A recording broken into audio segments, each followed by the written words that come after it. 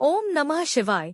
प्रिय दर्शकों, हमारे चैनल पर आपका स्वागत है। वृषभ राशि मासिक राशिफल 1 अप्रैल से 30 अप्रैल 2024।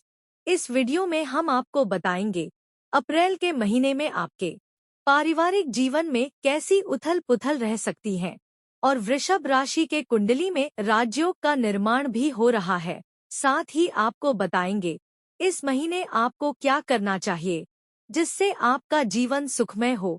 आप वीडियो में हमारे साथ अंत तक बने रहिए। वृषभ राशि के लोग स्वभाव से बहुत शांत और कोमल होते हैं। इस राशि के लोग अपनी क्षमता को अच्छी तरह से जानते हैं।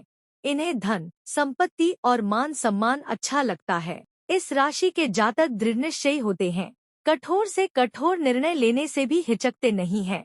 वृषभ राशि के लोगों को अनुशासन पसंद होता है और वो इसमें कभी भी लापरवाही करना पसंद नहीं करते हैं। अप्रैल के महीने में करियर के दृष्टिकोण से अनुकूल रहेगा। महीने की शुरुआत में द्वादश और सप्तम भाव के स्वामी मंगल महाराज भी दशम भाव में शनिदेव के साथ युति करते रहेंगे, जिसके परिणाम स्वरूप कार्यक्षेत्र में किसी से कहासुनी होने के प्रबल योग बनेंगे। यह झगड़ा आपके करियर पर नकारात्मक प्रभाव डाल सकता है और आपकी नौकरी में समस्याएं उत्पन्न हो सकती हैं। इसलिए आपको अपनी सहनशीलता को बढ़ाना होगा और अपने व्यवहार पर ध्यान देना होगा, नहीं तो स्थितियां आपके हाथ से निकल सकती हैं। नवम और दशम भाव के स्वामी शनि महाराज दशम भाव में उपस्थित होकर प्रबल राजयोग निर्मित कर रहे हैं और आपको कठोर परिश्रमी बना रहे हैं। आपका परिश्रम सफल होगा।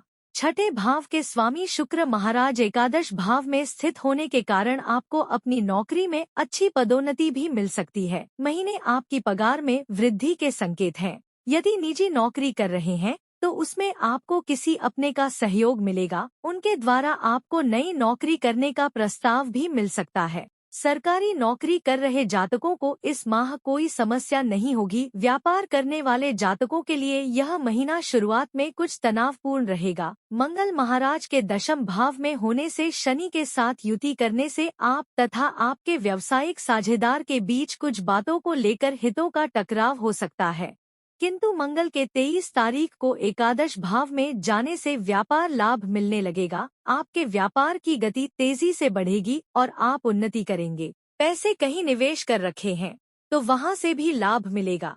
लेन देन और किसी भी तरह का सौदा शुभ रहेगा। कार्यस्थल पर प्रतिष्ठा बढ़ेगी। यदि आपकी आर्थिक स्थिति को देखा जाए तो महीने की शुरुआत में ही राहु, सूर्य और शुक्र आपके एकादश भाव में रहकर आपकी आमदनी को अच्छे से बढ़ाएंगे। आप यदि एक से ज्यादा काम करते हैं तो सभी कामों से आपको धन प्राप्ति के योग बनेंगे और आपकी आय में बढ़ोतरी होगी। दूसरे भाव के स्वामी बुध महाराज द्वादश भाव में बृहस्पति के साथ बैठे हैं, जिससे कुछ खर्चे भी होंगे। मंगल के एकादश भाव में 23 तारीख को पहुंच जाने से और सूर्य के द्वादश भाव में 13 तारीख को पहुंच जाने से खर्च और आमदनी का यह सिलसिला लगातार जारी रहेगा। मन की इच्छा पूरी होने के योग बनेंगे। यात्राओं से आपको लाभ होगा। इस महीने आपका पारिवारिक जीवन उथल पुथल से भरा प्रतीत हो रहा है। द्वितीय भाव के स्वामी बुध महाराज द्वादश भाव में बृहस्पति देव के साथ स्थित रहेंगे और उन पर दशम भाव में बैठे शनि देव की दृष्टि होगी तथा शनि और मंगल एक साथ आपके दशम भाव में बैठकर चतुर्थ भाव को देखेंगे।